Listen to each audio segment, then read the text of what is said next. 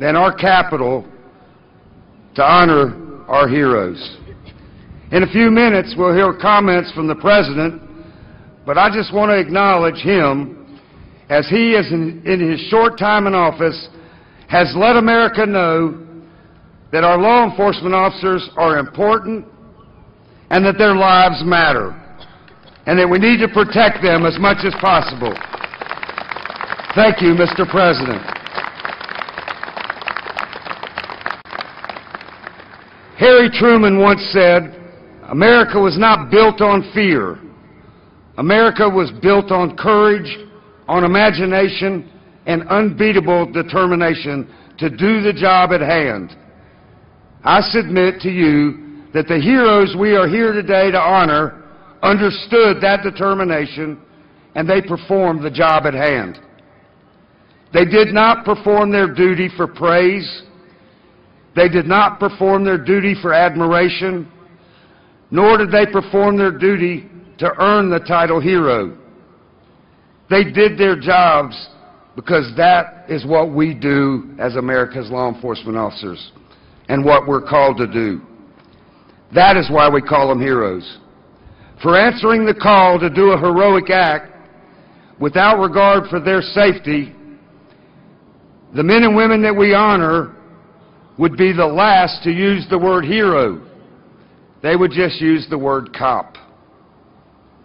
Law enforcement officers recognize that the safety and preservation of peace are necessary for the people to have pursuit of happiness, life, and liberty. These heroes would all say that their most proud moment was when they swore an oath to serve and protect, and that they took that as their most important task. President Abraham Lincoln once said, "I do the very best I know how, the very best I can, and I mean to keep on doing so until the end." These officers did just that. They did their best until the end.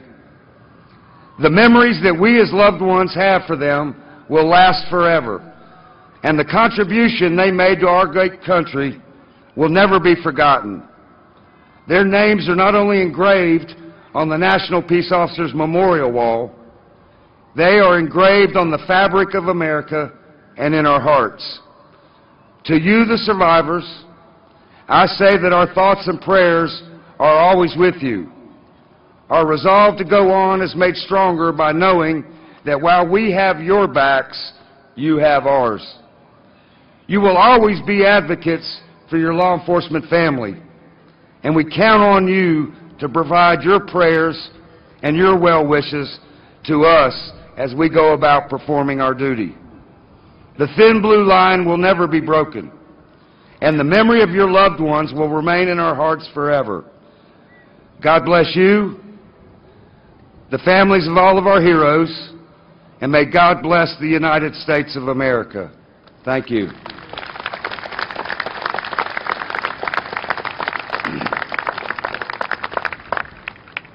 I now feel like the luckiest police officer in the history of this country because it's my honor to introduce our next speaker.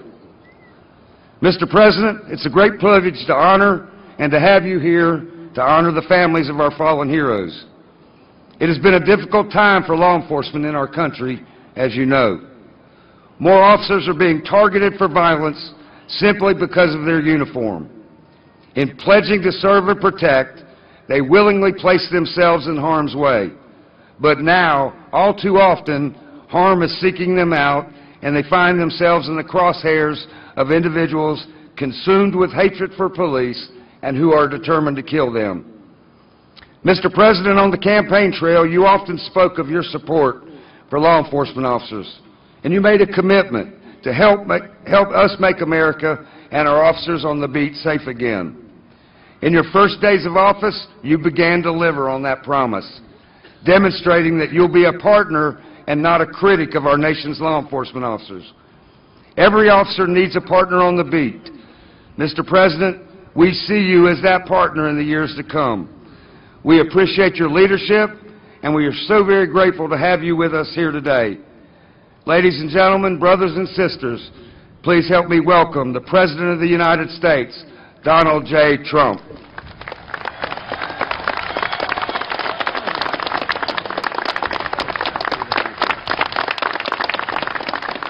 Thank you, everybody. Wow. What a beautiful introduction. Thank you, Chuck.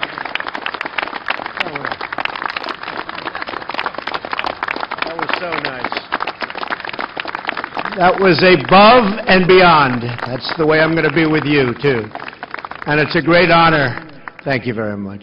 It's a great honor to address America's heroes on this most solemn occasion. Words cannot express the depths of our gratitude, but I hope that our actions will show you how deeply we care and how strongly we feel about protecting those who protect us. America stands strong with our men and women in blue. Believe me, we stand strong together. I want to recognize Jim Pasco, Linda Henney, Chaplain Wiggins, and everyone at the Fraternal Order of Police for all that you do to protect the law enforcement of this country and all of our communities. Thank you very much. Thank you. Thank you very much. As long as I'm president, you will always find an open door to the White House. And you've already found it, believe me. Mr. Vice President, Cabinet Secretaries, and members of Congress, we are gathered here today at the U.S. Capitol to pay tribute to those brave law enforcement officers who gave their lives in the line of duty. On this police officers' Memorial Day, we thank God for having blessed so many of us with such incredible heroes, and we pledge our solidarity with their families and loved ones, and many of those great families and survivors are here with us today, and I'd love you to stand up. Families and survivors, what great, incredible people. And your loved ones are looking down on you right now, believe me, and they're very proud. Thank you.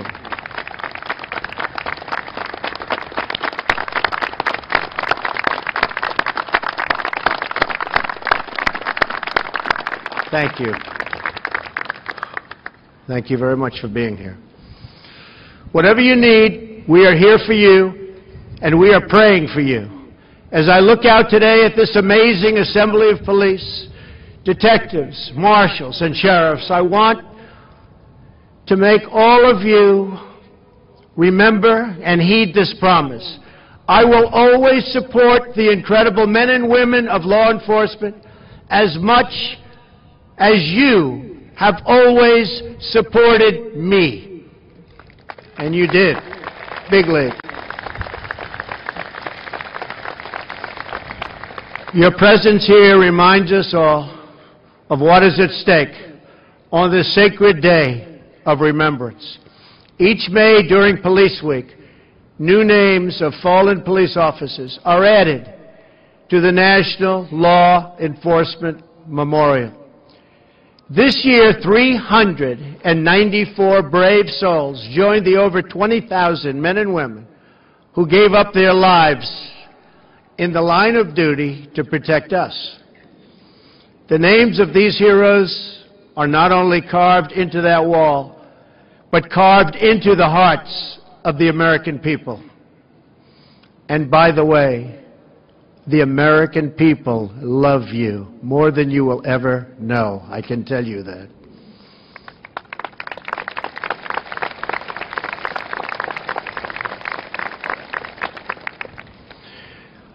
Though your loved ones left us much too soon, the memory of their courage will live on forever. To see so many names together is to gain only a small glimpse of the debt America owes to those who protect our cities and police on our streets. We are privileged this morning to be joined by families of the fallen, to whom we owe that ultimate loyalty. So many people, even back here. Please know that you do not grieve alone. Though we cannot fathom the depths of your loss, nor fully appreciate the bond that forms in the precinct and between partners on the beat, your sadness is left and felt by all of us. Every drop of blood spilled from our heroes in blue is a wound inflicted upon the whole country. And every heartache known by your families in law enforcement is a sorrow shared by the entire family of the American nation. No one asked these selfless men and women to enlist in this righteous cause or to enroll as foot soldiers in the eternal struggle against crime and violence. They joined the cause because their hearts were big and full of amazing courage. They joined because they cared so deeply for the innocent and helpless and forgotten. They put on the uniform because they believed to the very core of their souls that it was their mission in life to serve and to protect. As the Bible tells us, there is no greater love than to lay down one's life for one's friends. The names and stories on that wall are each a testament to this pure and unselfish love. And that's what it is, pure and unselfish love. And it is our duty as a people and as a nation to prove worthy of their sacrifice. And that begins with showing our police the appreciation they have earned 1,000 times over.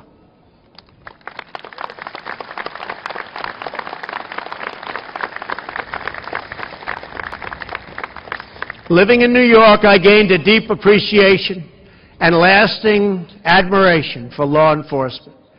Thousands of people are living and enjoying life today in New York who otherwise would be gone because our great police fought to bring safety to our streets and our communities. The entire world witnessed the heroism of New York's finest when they gave their lives on 9/11. I was there and sacrificed so much in that brutal, horrible aftermath. Now, as president, my highest duty is to keep America safe.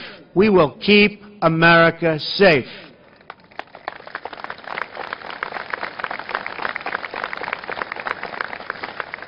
And included in safe means safe from crimes, safe from terrorism, and safe from all enemies, foreign and domestic. At the center of that duty is the requirement to ensure that our law enforcement personnel are given the tools and resources they need to do their jobs and to come home to their families safely.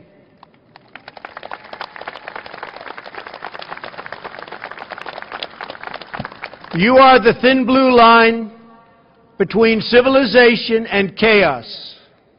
You come from every community and all walks of life. You are mothers and fathers and sons and daughters. You rush into unknown danger, risking your lives for people you have never met, people you don't know, performing your duty under the most difficult conditions, and often without any thanks at all. Because you do not hear nearly enough. I want you to know that patriotic Americans of all backgrounds truly support and love our police.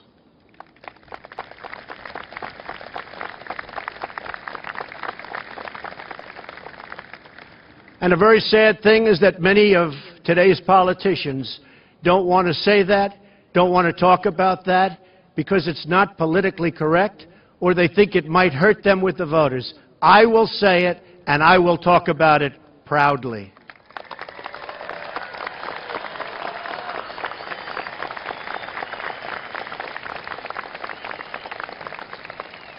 I will make it the personal priority of my administration to ensure that our police are finally treated fairly, with honor and respect that they deserve.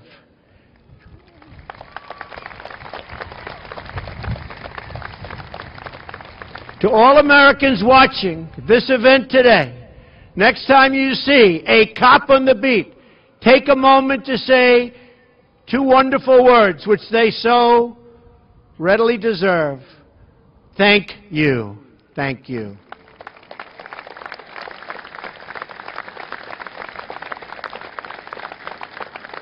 As you all know, much too well, we are living through an era in which our police have been subject to unfair defamation and vilification, and even, really, I mean, you see what's going on. You see what's going on. Even worse, hostility and violence. More officers were slain last year in ambushes than in any year in more than 2 decades, including, and that's so incredible to even have to be speaking about this, the beloved officers killed in Baton Rouge, Louisiana, in yet another murderous attack of law enforcement. And we have some of those incredible families and survivors with us. Thank you. The attacks on our police are a stain on the very fabric of our society, and you are entitled to leadership at the highest level that will draw a bright line in the sand, not a red line in the sand that isn't gone over, but a bright line in the sand, and we will protect you, that I can tell you, and we will say enough is enough.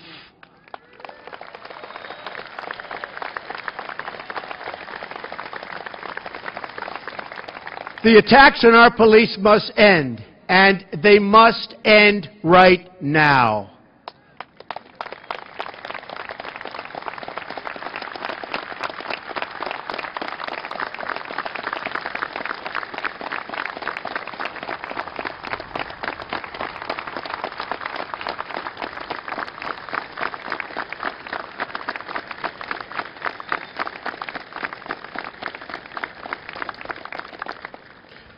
And just to show you, by the way, how much I love our police, I said, oh, I'm going to need a hat because it's so windy today. I said, when I get out of here, there's no way I'm going to put on this hat. So we'll leave off the hat. And this is for you, Micah. That's for our beautiful Micah down there.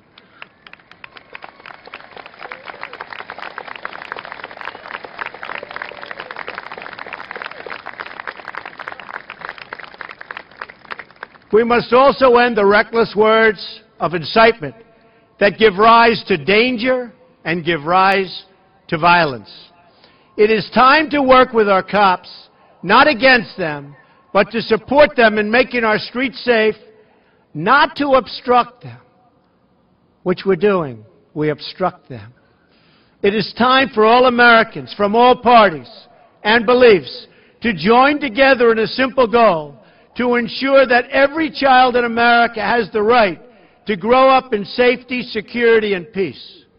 True social justice means a future where every child in every neighborhood can play outside without fear, can walk home safely from school, and can live out the beautiful dreams that fill their heart. Like you, Micah.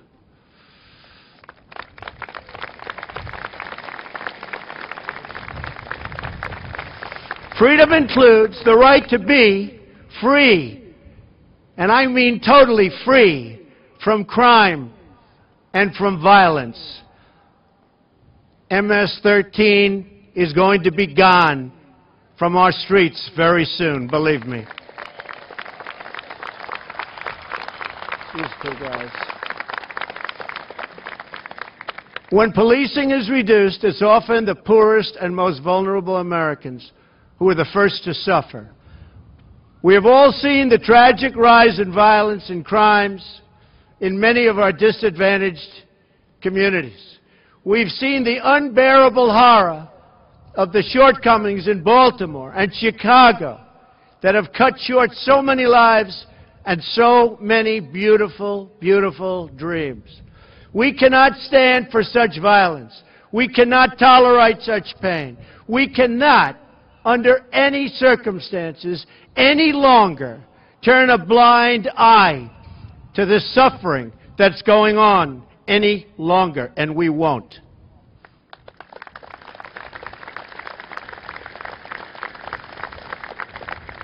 It's time for a grateful nation to join hands with our police and with our sheriffs to build the bridges of cooperation and trust and to make our streets safer for every man, woman, and child in America.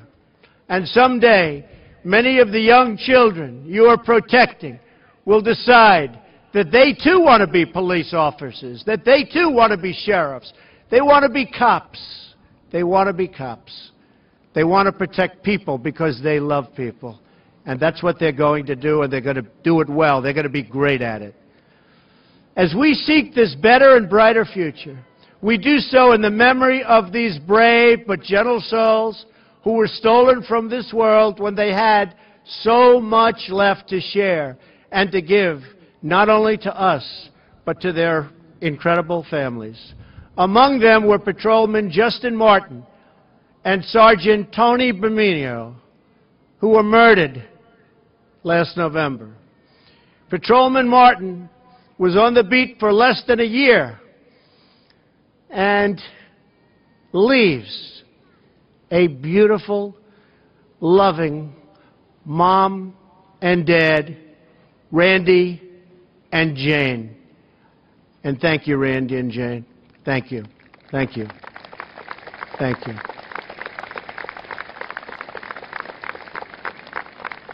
Sergeant Berminio was a veteran of 11 years and leaves behind his wife, Zoe, and his wonderful children, Cameron, Haley, and Maddox. Ashley Gwindon of the Prince William County Police fell in the line of duty on her very first day on the beat. She swore the oath to protect and serve only a day prior to her death. One day. Officer Gwindon was dedicated to serving our nation. She also served in the Marines, and today our thoughts are with her and her incredible mother, Sharon. Thank you, Sharon. Thank you. Thank you, Sharon. Thank you. I also had the privilege to meet at the White House just a little while ago with representatives from the Phoenix Police Department, New Jersey State Troopers, and the Ulster County Sheriff's Department, who are mourning the deaths of State Trooper Frankie Williams and Sergeant Curry Winters. I had the chance to spend time with Officer Lasser's beautiful family, his wife, Kristen, and his 6-year-old son, Micah, who has my hat, and he's now with us. Micah, stand up. Kristen, please stand up. Great people.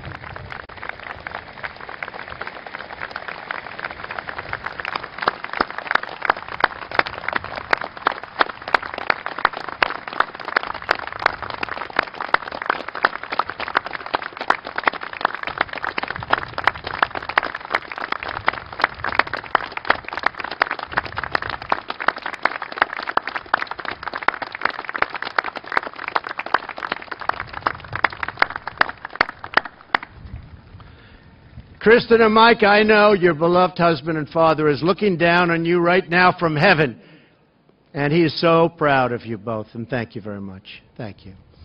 We also remember those incredible heroes who were so cruelly targeted for execution in Dallas, Texas, rushing into a hail of gunfire, never to return. Dallas Police Sergeant Michael Smith was a 27-year veteran of the Dallas Police. He was decorated a law enforcement officer at the highest level, and even paid his own way to attend advanced training sessions. He leaves behind his cherished wife, Heidi, and his loving daughters, Victoria and Carolyn. Thank you. Thank you very much. Thank you.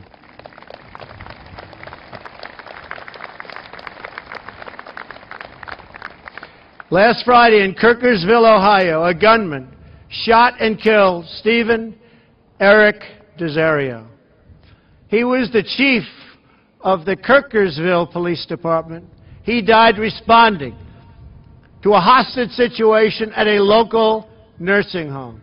Chief Desario leaves behind 6 children and his wife, who is expecting another child. Our hearts break for the chief's family. We love you all. We love you all.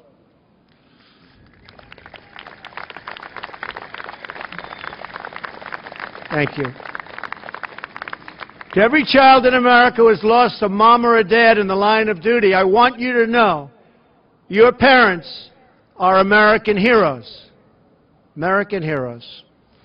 They died keeping us safe. They are the pride of our nation, and we will hold them in our hearts always and forever.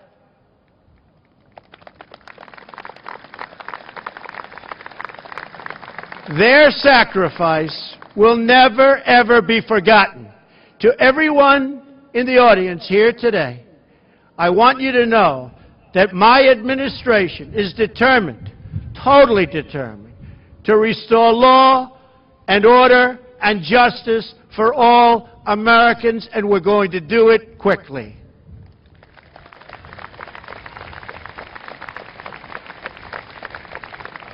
And that is why I'm so proud to be here today with Attorney General Jeff Sessions and Homeland Security Director John Kelly, 2 men who are deeply committed to the rule of law, to the rank-and-file officers who enforce it, and to bringing the violent criminals, drug dealers, and gang members to justice, and I mean bring them to justice quickly. Thank you very much for being here.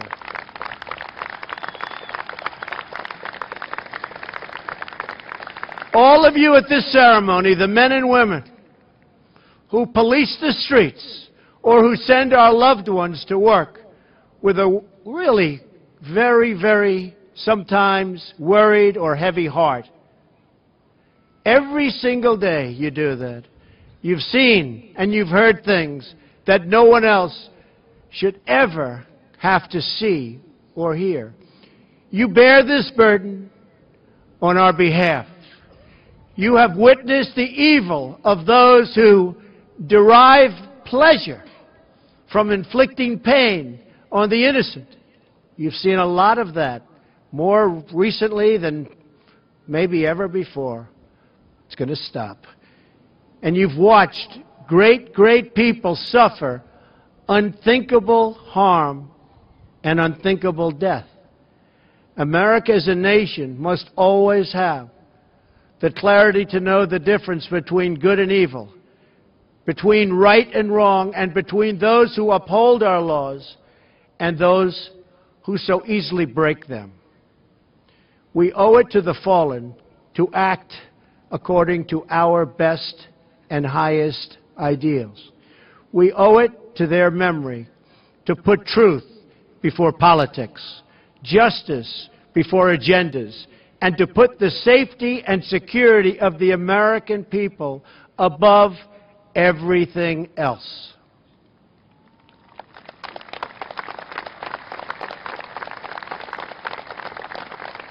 And we owe it to them to build a better future for all of America's wonderful children. May today be the beginning of a new era of respect and appreciation for law enforcement. May this ceremony bring new hope to those in search of healing, harmony, and peace. May Americans learn from the example of the heroes we have lost And always remember to trust each other, work with each other, and love each other. And finally, and so importantly, may God bless you, may God bless our police, and may God bless the United States of America. Thank you. Thank you. Thank you. Thank you very much, everybody.